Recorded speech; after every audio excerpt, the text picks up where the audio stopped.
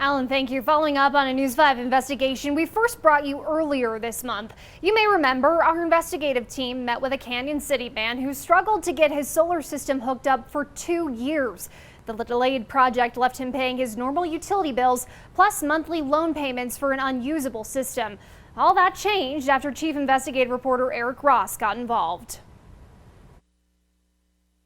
Good afternoon. I aired a story on Jeff Lamborn's solar system nightmare 2 weeks ago. The first company walked off the job after the contract was signed, and the second company brought in to finish the work disappeared too, leaving him with a solar system that was essentially useless. Well, after a Pueblo solar company watched our investigative report, they decided to step in and finish the solar project in just a matter of days.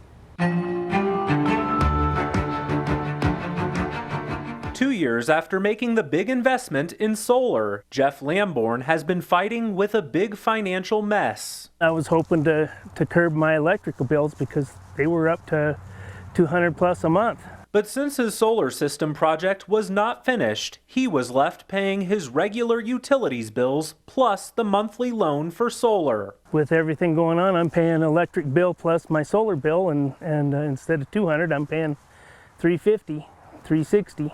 At the end of 2018, Lamborn signed a contract with Sopra Solar, and then they disappeared. A year later, in November 2019, the original solar finance company contracted with Blue Sky Solar to finish Lamborn's project.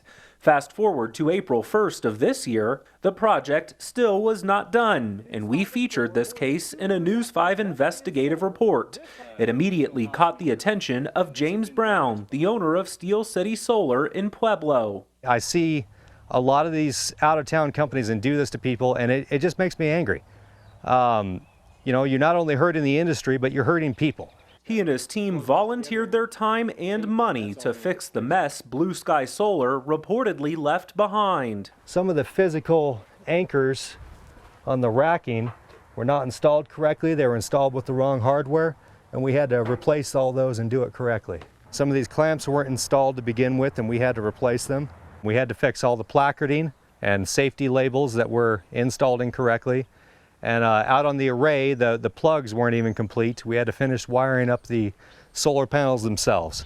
Blue Sky Solar said absolutely nothing when we asked them for an on-camera interview to discuss this matter. We also discovered the system had to pass an inspection and paperwork needed to be filed with Black Hills Energy in order to get a meter installed and online. We're happy to report that Black Hills Energy worked with us and Steel City Solar to expedite this process. They worked like crazy to get this thing repaired and up and going, and it's working now. I think if it hadn't been for you guys airing what we did, I would still be waiting for something to happen.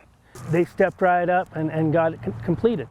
Mr. Lamborn, we are glad your system is finally up and running. Now, for our viewers at home who are interested in solar, don't let this story scare you. There are a lot of reputable solar companies out there, so always get a couple of estimates, check references, reviews, and complaints, and it may even be worth reaching out to your local utilities company since they do have relationships with solar companies. They may be able to provide you with a couple of recommendations. As always, if you have a problem or issue you'd like our News 5 Investigates team to jump on, send an email anytime to news5investigates@koaa.com. Always watching out for you, Southern Colorado. I'm Chief Investigative Reporter Eric Ross. And we've asked for an interview with the owner of Blue Sky Solar in advance of this report. An attorney for Blue Sky Solar ultimately sent us a cease and desist letter and requested we not make any more attempts to contact the company directly.